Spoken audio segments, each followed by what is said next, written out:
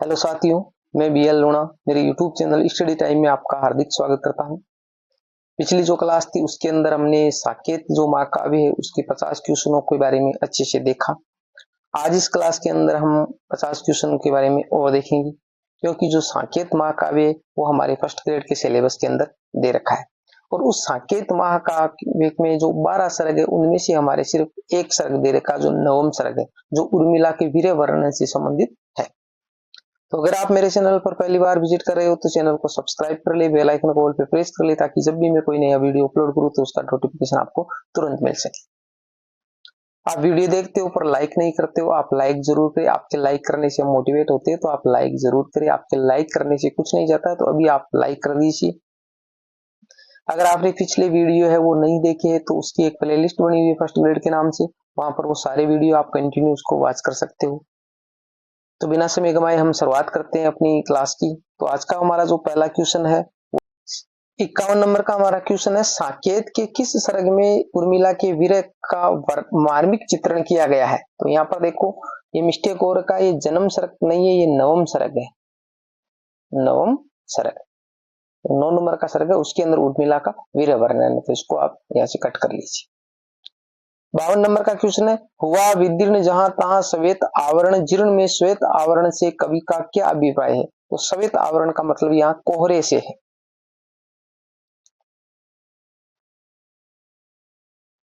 Question number हमारा 53 है, श्रांत पवन से वे आवे में सुरभि समान समा हूं, इस पंक्ति में कौन सा अलंकार है। तो इसका देखो, श्रांत पवन से वे आवे में सुरभि समान समा हूं, सुरभि समान कौन सा अलंकार है। अलंकार का जो इसका आंसर है वो अगले पैराग्राफ में है। तो मैंने वहां पर उसको अंडरलाइन किया था, सुरभि समान, तो वो समान शब्द है, इसलिए इसके अंदर उपमा अलंकार हो गया।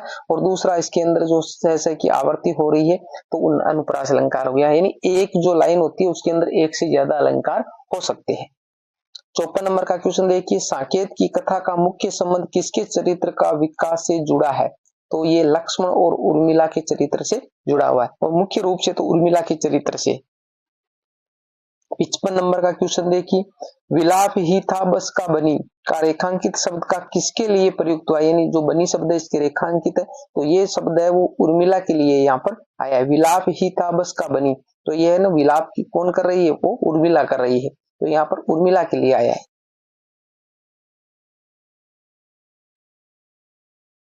जलती सी उस विरह में बनी आरती आप, पंक्ति में कौन सा अलंकार है। तो देखो, जलती सी तो उपमा अलंकार हो गया, और जलती सी बनी विरह में बनी आरती आप, तो यहाँ पर विरोध का आभास हो रहा है, इसलिए विरोधाभास भी अलंकार है, तो दो अलंकार है इसके अंदर। 57 नंबर का क्वेश्चन देखिए, ग्रहव्यापी और उष्मानिल शब्दों का कर्मश अर्थ है। एक तो ग्रहव्यापी, तो देखो इसमें घर की बावड़ी और गर्म हवा। अब इसका आपको ज्यादा गौर नहीं करना है, इससे अगर इसका आपको अर्थ आए, ग्रह का मतलब घर होता है और वापी का मतलब बावड़ी होता है, पर्यायवाची शब्द बावड़ी का। और उष्मा, उष्मा का मतलब ये आ गया उष्मा, उष्मा क्या है, उष्मा गर्म है, उष्मा। और यहाँ पर अनिल आया है, संधि हो रही है यहाँ पर अनिल, तो एक होता है अनल, एक होता है अनल। तो अनल का मतलब आग होता है, अनिल का मतलब हवा होता है, तो उष्मा यहाँ पर गर्म होगी तो गर्म हवा। तो इसका अगर आपको इसका अर्थ पता है तो आप इसका आंसर निकाल सकते हो। 58 नंबर का क्वेश्चन देखिए, चिरगांव किस कवि का जन्म स्थान था। तो चिरगांव झांसी वो मैथिली शरण गुप्त के जन्म स्थान के बारे में बात हो रही है। 59 नंबर का क्वेश्चन देखिए, धन्य सखी देती रही निज यत्नों की ओट, उर्मिला ने अपनी सखियों को धन्य क्यों कहा है। क्योंकि सखियां उर्मिला की विरह वेदना को अपने विभिन्न प्रयासों से कम करती रहती है, यानी वो अलग अलग तरह के उपाय करती है, तो उससे वो क्या है कि उर्मिला है उसका जो विरह है वो कम होता जाता है, जो अलग अलग जो प्रतिक्रियाएं वो करती है उसके कारण। 60 नंबर का हमारा क्वेश्चन है, प्रभु को निष्कासन मिला मुझको कारागार, मृत्युदंड उन तात को राज्य तुझे धिकार, इन पंक्तियों के विषय में कौन सा कथन संगत है। तो देखिए, ये कह रही कि प्रभु को निष्कासन मिला। प्रभु यहाँ पर कौन है, ये राम है। राम को यहाँ से क्या मिला, निष्कासन, यानी उसको वो वनवास में जाना पड़ा। मुझको कारागार, मुझको या मुझको किसके लिए आया, उर्मिला के लिए आया। कारागार का मतलब उसको जेल मिला है। मृत्युदंड उस तात को, तात यहाँ पर आया है राजा दशरथ के लिए, दशरथ। तात यानी पिता होता है, तो दशरथ के लिए है राज्य तुझे धिकार, यानी ऐसे राज्य को मैं धिकार करती हूँ। कौन कह रही है ये बात उर्मिला कह रही है, ये बात उर्मिला कह रही है। विषय के कौन सा कथन संगत है, तो अगले पैराग्राफ में है। उर्मिला की वीर वेदना को कारागार के समान बताया गया है। पुत्र शोक में राजा दशरथ के निधन की ओर संकेत किया गया और श्री राम के वनवास की ओर संकेत किया गया। ये तीनों ही बातें संगत है, जो मैंने आपको पहले ही बता दी है। हमारा 61 नंबर का क्वेश्चन है, सुख दे सकते हैं तो दुखी जन ही मुझे, उन्हें यदि भेटूं कोई नहीं या क्या जिसका कोई अभाव में भी मेटूं। इन पंक्तियों में उर्मिला के व्यक्तित्व की कौन सी विशेषता अभिव्यक्त हुई है, तो इसमें दूसरों के कष्ट को दूर करने की अभिलाषा है, ये भी इससे सत्य है। लोकमंगल की भावना है और जन जन के प्रति प्रेम भाव है, ये सारी ही चीजें हैं वो इससे संबंध रखती है। 62 नंबर का क्वेश्चन है, जालगता में भी तो हम दोनों की यहाँ सम्मान दशा। इस पंक्ति में जालगता शब्द किसके लिए प्रयुक्त हुआ है, तो उर्मिला और मकड़ी, यानी जालगता में भी तो, जालगता में भी तो जालगता यानी जाल को बुनने वाली कौन होती है, मकड़ी होती है, और ये भी उर्मिला और दोनों के लिए शब्द है वो प्रयुक्त हुआ, यानी यहाँ पर श्लेष अलंकार एक शब्द के दो अर्थ निकल रहे हैं। हुआ योग से भी अधिक उसका विषम वियोग, इस पंक्ति में कौन सा अलंकार है, तो विरोधाभास अलंकार है। हुआ योग से भी उसका विषम वियोग, यानी योग का मतलब होता है मिलना और वियोग का मतलब होता है बिछुड़ना, तो कहने मतलब मिलना और बिछुड़ना ये अलग अलग, तो विरोध का आभास हो रहा है, इसलिए विरोधाभास अलंकार है। यहाँ पर दो वंशों में प्रकट करने वाली लोकलीला में किन दो वंशों की ओर संकेत किया गया, तो दो वंश, एक तो निमि वंश हो गया जो हमारे उर्मिला से संबंध रखता है, और दूसरा रघुवंश हो गया जो हमारे राम और लक्ष्मण से संबंध रखता है। 64 नंबर का क्वेश्चन, इस उत्पल से काय में हाय उत्पल से प्राण पंक्ति में उत्पल और उत्पल का क्या अर्थ है, तो देखो उत्पल है वो कमल के लिए प्रयुक्त हुआ है और उत्पल है वो पत्थर के लिए प्रयुक्त हुआ है, तो दोनों शब्दों के अर्थ आपको ध्यान में रखने हैं। उत्पल यानी कमल होता है और उत्पल यानी पत्थर होता है। 65 नंबर का क्वेश्चन देखिए, उर्मिला को हंस का विवेक बिगड़ा हुआ क्यों प्रतीत होता है, क्योंकि वह उर्मिला के आंसुओं को मोती मानकर चुगता है, यानी जब उर्मिला विलाप करती है तो उसके आंसू आते हैं, तो उन आंसुओं को है वो मोती मानकर यहाँ पर उसको चुग रहा है, तो उर्मिला को हंस का विवेक है वो बिगड़ा हुआ सा प्रतीत हो रहा है। तो कहने का मतलब वो मानकर चुग रहा है, तो इसका मतलब यहाँ पर इसे भ्रम हो गया, और भ्रम होने के बाद इन्होंने कार्य भी कर दिया। पहले तो अगर भ्रम होता कि जैसे आंसू है उसको उन्होंने मोती मान लिया, यहाँ तक तो उसमें संधि अलंकार है, अगर सिर्फ मोती मान लिया तब तक तो संधि अलंकार होता, और उसमें मानने के बाद में वो अगर कार्य कर दिया, कार्य का मतलब चुगना स्टार्ट कर दिया, यानी उसको वो खा रहा है, तो अब यहाँ पर भ्रांति मान अलंकार हो जाता है। भ्रांति मान, समझ गए दोनों में, यानी जब तक कार्य नहीं होता संदेह बना रहता है तब तक संधि अलंकार होता है, और संदेह होने के बाद में कोई कार्य हो जाए तो वहां पर भ्रांति मान अलंकार हो जाता है। आगे देखिए,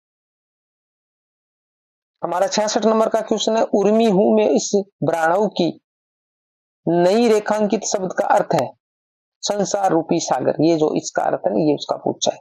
भव, भव का मतलब होता है संसार, और जो अर्णव यहाँ पर शब्द आया आगे, अर्णव शब्द आया तो उसका मतलब हो गया सागर। तो यहाँ पर संधि हो रही है, कौन सी संधि हो रही है, ए और ए मिलकर आ हो रही है, तो आप संधि है वो ए और आ मिलकर कौन सी संधि के बारे में मैंने बताया था वो आप मेरे को कमेंट करके बताइए। सवर संधि का उदाहरण है, पर सवर संधि में, सवर संधि के जो 5 भेद होते हैं उनमें से कौन सा है। 67 नंबर का क्वेश्चन है, उर्मिला ने उपवन में पुरबाला शाला खुलवाने के लिए सखी से क्यों कहा, वह आशंकित थी कि वियोग वेदना में कहीं वह ललित कलाओं को भूल न जाए, यानी वो ललित कला है पुरबाला शाला वो खुलवाना चाहती है कि जो ललित कलाएं उसको भी वो करती रहे, क्योंकि विलाप ही विलाप करती रहेगी तो हो सकता है उसको भूल जाए, क्योंकि अभ्यास जरूरी है। उसी प्रकार से हम पढ़ रहे हैं तो पढ़ते पढ़ते डेली हमारे को रिविजन करना होता है, डेली अभ्यास करना होता है, अगर अभ्यास नहीं करते तो भूल जाते हैं, तो वही स्थिति उसकी हो रही है। आगे देखिए 68 नंबर का क्वेश्चन,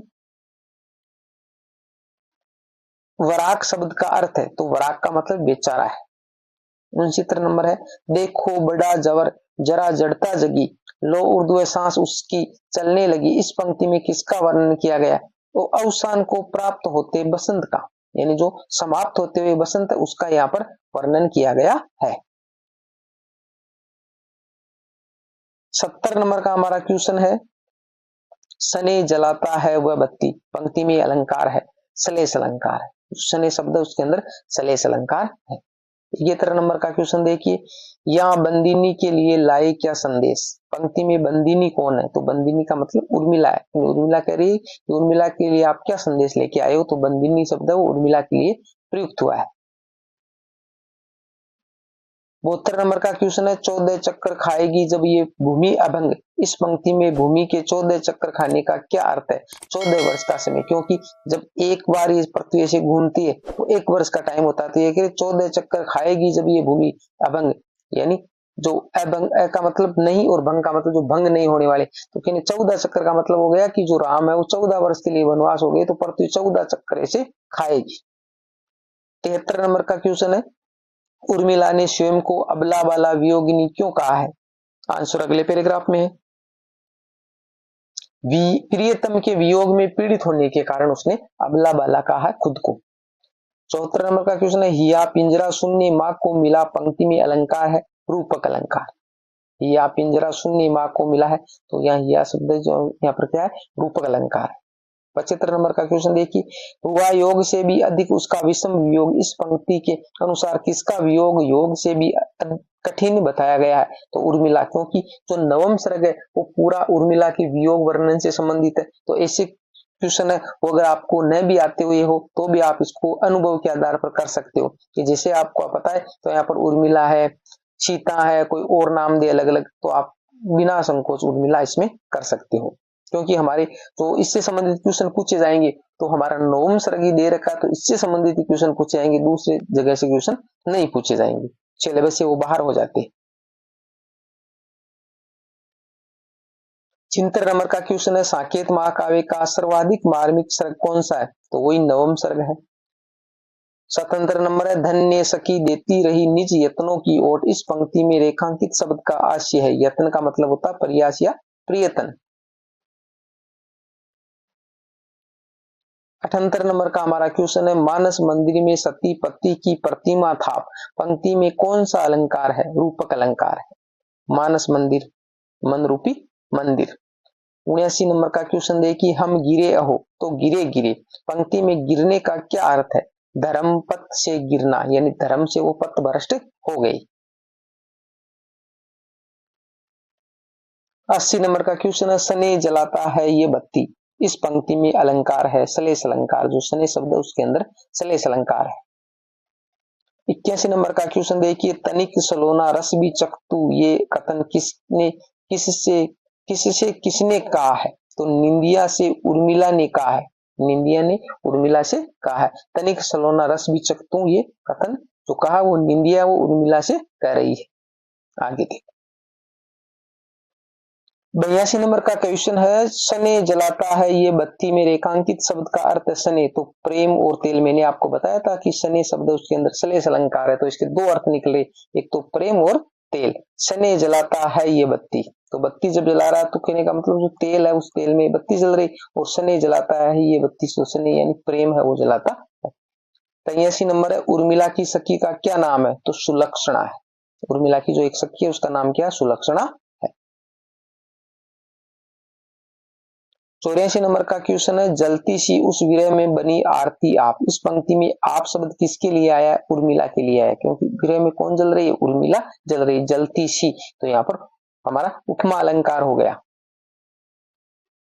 85 नंबर का क्वेश्चन, अरि व्यर्थ है व्यंजनों की बढ़ाई, ये कथन किसने किससे कहा है, साकेत महाकाव्य के आधार पर बताइए, तो उर्मिला ने सखी से कहा, अरि शब्द है ना, अरि व्यर्थ है, अरि यहाँ पर किसके लिए प्रयुक्त हुआ है, सखी के लिए प्रयुक्त हुआ है, और सखी उर्मिला की कौन है, सुलक्षणा है। आगे देखिए,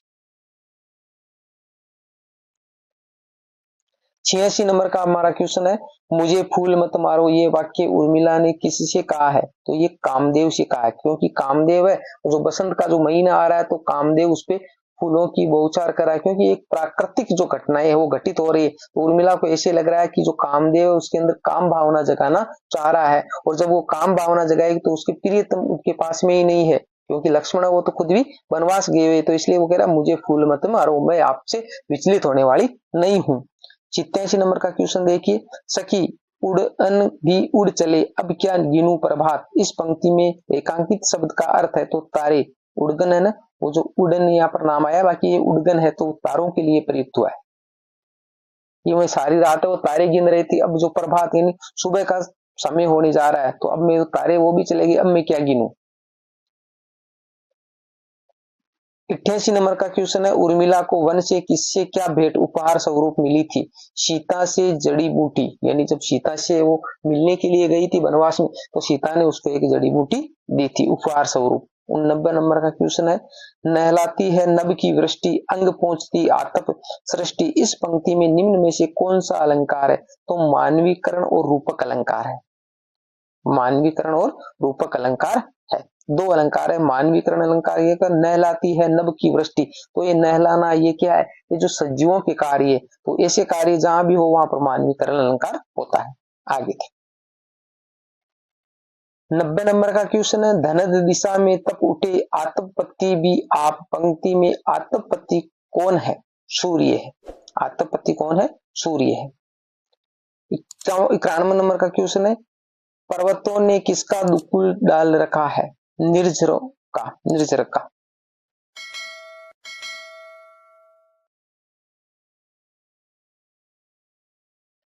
92 नंबर का क्वेश्चन है, कामद होकर आप अकाम। पंक्ति में अलंकार है विरोधाभास अलंकार, विरोधाभास अलंकार है। 93 नंबर का क्वेश्चन है, लक्ष्मण के मिलन के समय उर्मिला के सभी उपालंब किस रूप में अभिव्यक्त हुए हैं। आंसुओं के रूप में, यानी उपालंब का मतलब होता है ओढ़मा। जो हम किसी से शिकायत करते हैं ना, वो सारी शिकायतें वो आंसुओं के रूप में, जब भी वो लक्ष्मण से मिली है तो सारी आंसुओं के रूप में प्रकट हुई है। 94 नंबर का क्वेश्चन है, पर्वतों को कामद होकर आप अकाम क्यों कहा गया है। सभी की कामनाएं पूर्ण करने एवं स्वयं कामना रहित होने के कारण ऐसा कहा गया है पर्वतों के बारे। 95 नंबर का क्वेश्चन है, उर्मिला आंचल पसार कर किसे लेना चाहती है। पीत पत्रों को, यानी पीले जो पत्र है पत्ते है उनको। 96 नंबर का क्वेश्चन है, निंदिया को गूंगी क्यों कहा गया है। नींदिया आने पर व्यक्ति गूंगे के समान हो जाता है, क्योंकि नींद में आदमी को पता नहीं चलता है, वो गूंगे के समान होता है, कुछ भी नहीं बोलता है। 97 नंबर का क्वेश्चन है, मानस मंदिर में सती पति की प्रतिमा थाप। इस पंक्ति में प्रयुक्त थाप शब्द का अर्थ है, थाप का मतलब होता है स्थापना करना। आगे देखिए 98 नंबर का क्वेश्चन है, आज कहां है उसमें हिमांशु मुख की अपूर्व उजियारी। इस पंक्ति में हिमांशु मुख का सांकेतिक अर्थ क्या है, प्रियतम। 99 नंबर का क्वेश्चन है, फेरे उन मेरे रंजन ने नयन इधर मन भावे। पंक्ति में रंजन शब्द किसके लिए प्रयुक्त हुआ है, तो प्रियतम के लिए, यानी प्रियतम यहाँ पर कौन है, लक्ष्मण है, तो ये लक्ष्मण के लिए प्रयुक्त हुआ है। 100 नंबर का क्वेश्चन जो इस क्लास का, और ये हमारा जो साकेत महाकाव्य है उसका लास्ट क्वेश्चन है। तुम वर्ती रहो और मैं सती रहूं में उर्मिला का कौन सा भाव प्रकट हुआ है, अभिलाषा। तो ये क्वेश्चन हमने इसमें से देख लिया। अब हमारा एक टॉपिक और बचा है जो हिंदी भाषा से संबंधित है। हिंदी भाषा की जो बोलियां हैं, देवनागरी लिपि है, उनसे संबंधित है। थोड़ा बहुत हमने जब हिंदी साहित्य का इतिहास पढ़ा उस टाइम मैंने आपको थोड़ा बहुत बताया, अब उसको विस्तार से एक बार देख लेंगे कि उनमें किस किस तरह के क्वेश्चन है वो पूछे जाते हैं। तो अगली जो क्लास है वो उससे संबंधित करेंगे। अगर क्लास पसंद आई है तो इसको लाइक करिए, अपने दोस्तों के साथ में भी शेयर कीजिए। मिलते हैं अगली वीडियो में, तब तक के लिए जय भीम जय भारत।